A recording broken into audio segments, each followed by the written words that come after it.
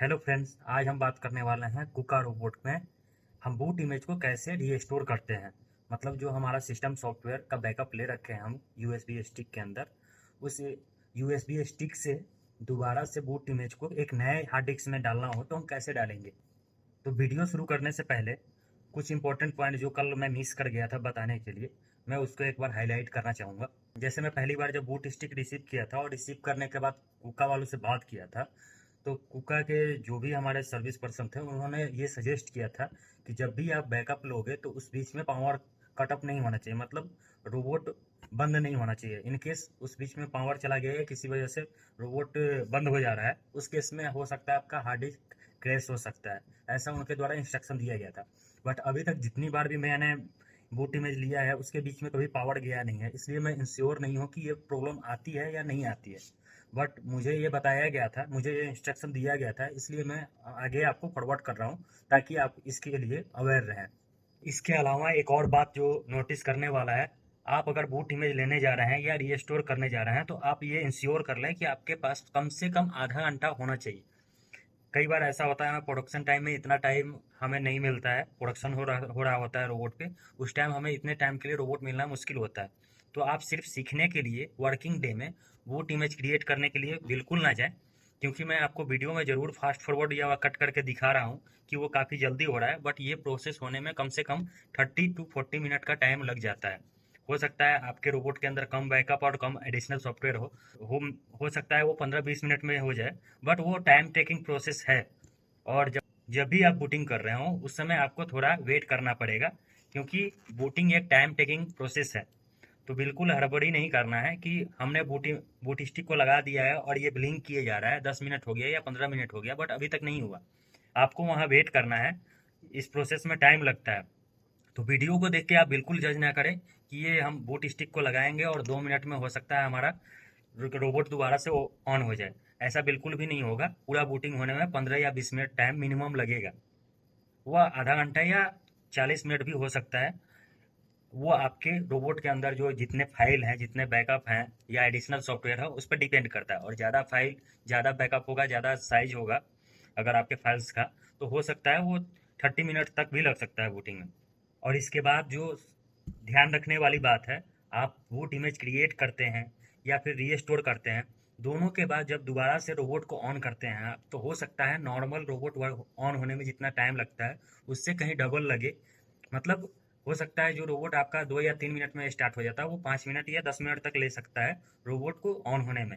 क्योंकि ये चीज़ मैं नोटिस किया हूँ, जब भी मैं नया बूट की इमेज क्रिएट करता हूँ या फिर रीस्टोर करता हूँ एक नए ड्राइव में, तो जब फर्स्ट टाइम रोबोट ऑन होता है तो वो ऑन सडनली नहीं होता है, जो नॉर्मल टाइम है उतने देर में नहीं होता है, बल्कि उससे कहीं 5 मिनट 10 मिनट ज़्यादा लगता है।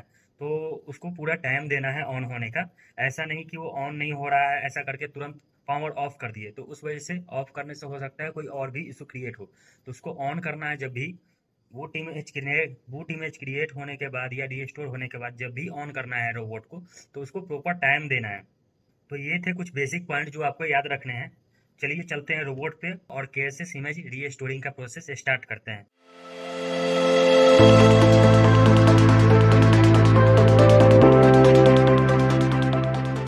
तो सबसे पहले आपको अपना बूट स्टिक को लैपटॉप या पीसी में लगा लेना है। लगाने के बाद आपके इमेज फाइल में जो भी फाइल है उसे डिलीट कर देना है, पहले का इमेज लिया हुआ। आपको जो भी इमेज डालना है वो इमेज को कॉपी करना है। आप देख पा रहे हैं मैंने अपने रोबोट के नाम से फाइल बना रखा है, उसका इमेज मैंने सेपरेट कर रखा है। उस प्रकार से आप भी फाइल बना के रख सकते हैं। वहाँ से हमें कॉपी करना है दोनों इमेज फाइल को और इमेज बूट ड्राइव के अंदर जो इमेज वाले फाइल है वहाँ आके पेस्ट कर देना है।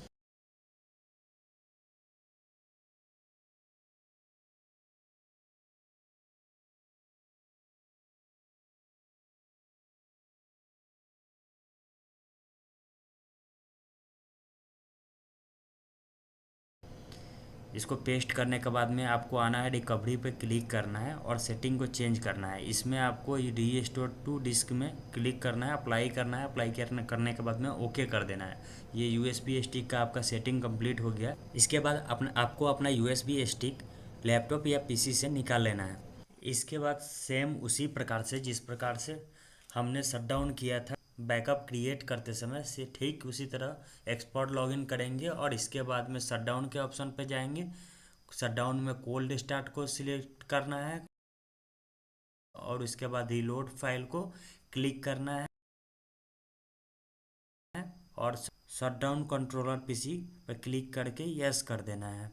रोबोट हमारा ऑफ होगा जैसे ही, इसके बाद में हमें जाना है कंट्रोलर पे स्विच ऑफ का नॉब घुमा देना है और कंट्रोलर ऑफ कर देना है। हम सबसे पहले आके अपने बूट स्टिक को रोबोट कैबिनेट यानी कि डोर के यूएसबी पोर्ट में लगाएंगे। इसके बाद रोबोट कंट्रोलर को ऑन कर देंगे। ऑन होने पर आप देखेंगे पहले एक ब्लू कलर की लाइट ब्लिंक करेगी और उसके बाद में हमारा बूट स्टिक का भी लाइट ब्लिंक करने लगेगा।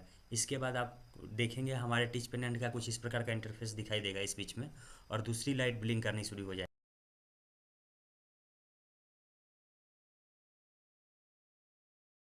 कुछ समय के बाद ये प्रोसेस होने के बाद में तीसरी लाइट ब्लिंक होने लगेगी और तीसरी लाइट ब्लिंक करने के बाद में कुछ समय बाद में पहली लाइट फिर से ब्लिंक करेगी कुछ समय के लिए और उसके बाद में यूएसबी स्टिक का लाइट हमारा जो ब्लिंक कर रहा है वो ब्लिंक करना बंद कर देगा। इसके बाद में हमारा दोबारा से पावर ऑफ वाली लाइट वाइट वाली ब्लिंक करेगी और हमारा रोबोट बंद हो जाएगा। रोबोट ऑफ होने के बाद आपको पावर ऑफ का नॉब घुमा देना है और मशीन का पावर ऑफ कर देना है। इसके बाद आपको अपना बूट स्टिक निकाल लेना है रोबोट से। अब आपका रोबोट पूरी तरह से बूटिंग हो चुका है, मतलब आपने जो नया हार्ड डिस्क लगाया इसमें जो भी पहले से रोबोट चल में इमेज चल रहा था, जो भी प्रोग्राम चल रहा था, वो सारे प्रोग्राम एक नए बूट इमेज में आ चुका है। अब जब आप रोबोट को ऑन करेंगे तो आप देख पा रहे हैं कुछ इस तरह से ऑन होगा। ऑन होते समय कुछ इस तरह का इंटरफेस आएगा।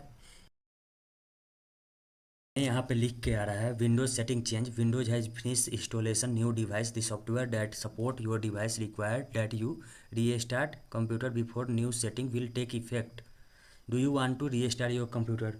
मतलब जो भी आपने नया सॉफ्टवेयर डाला है कंप्यूटर के अंदर में वो इंस्टॉलेशन कंप्लीट हो चुका है, क्या आप रीस्टार्ट करना चाहते हैं? तो आपको रीस्टार्ट नहीं करना है क्योंकि ऑलरेडी आपने शट डाउन होने के बाद में रीस्टार्ट किया है।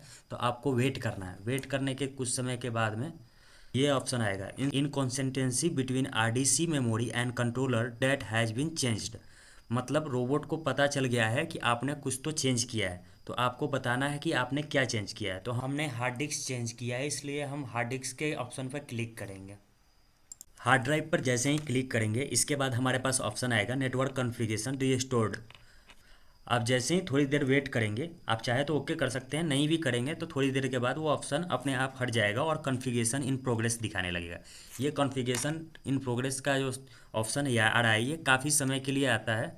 मैं आपको फास्ट फॉरवर्ड करके दिखाता हूँ। इसके अंदर बहुत सारे जो प्रोसेस होने में टाइम लगे हैं वो मैं काफ़ी फास्ट फॉरवर्ड करके दिखाया हूँ। तो आप वीडियो को देख के बिल्कुल ये जज मत कीजिएगा कि बहुत जल्दी ये प्रोसेस कंप्लीट हो जाएगा। ये एक एक ऑप्शन में काफ़ी लंबा समय लगता है, तो आपको आराम से वेट करना है, उस प्रोसेस को कंप्लीट होने जाना है।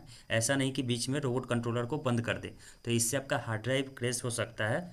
इसलिए आप हर ऑप्शन को प्रॉपर टाइम दें। रीस्टोर कॉन्फ़िगरेशन जैसे कंप्लीट होगा तो कुछ मिली सेकंड के लिए रोबोट आपका दोबारा से बंद होगा और रिकॉन्फ़िगर होकर दोबारा से ऑन होगा। जैसे ही ऑन होगा यहाँ पे आपको लिख के आएगा नेटवर्क कॉन्फ़िगरेशन रीस्टोर्ड। आप ओके करेंगे। अब आपका रोबोट रेडी है रन करने के लिए। जो भी आप नया डिस्क डाले थे उसमें आपका पुराना रोबोट का जो भी सॉफ्टवेयर फाइल था, एडिशनल सॉफ्टवेयर हो या जो भी केसेस इमेज हो या बैकअप हो, सारे नए ड्राइव में आ चुके हैं। तो वीडियो इन्फॉर्मेटिव लगी हो तो like share comment and channel को सब्सक्राइब करें। जय हिंद जय भारत।